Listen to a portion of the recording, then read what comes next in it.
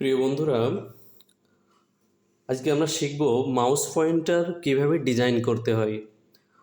সাধারণত আমরা black white দেখি, এই মাউস পয়েন্টারটা কিন্তু কালারফুল করা যায়। সেক্ষেত্রে আমরা কিভাবে করতে পারি সেটা আজকে দেখব।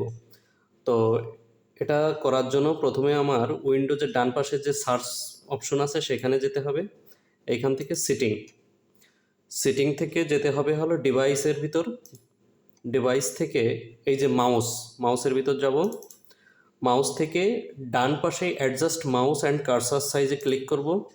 এইখান থেকে দেখেন যে এইখানে ব্ল্যাক রয়েছে, এটা হোয়াইট রয়েছে, ব্ল্যাক রয়েছে, ব্ল্যাক অ্যান্ড হোয়াইট রয়েছে, এবং এইখান থেকে বিভিন্ন কালার কাস্টমাইজ করা যায়। তো আমি যদি এখান থেকে কালারে ক্লিক করি, তো আমার যে পছন্দের কালারটি এখান থেকে সিলেক্ট করব, আমার মাউসের কার্সারটা সেই কালার হয়ে যাবে।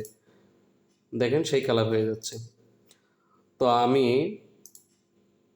এইখান থেকে কি বলে রেড সিলেক্ট করলাম, করে আমি ক্লোজ করলাম।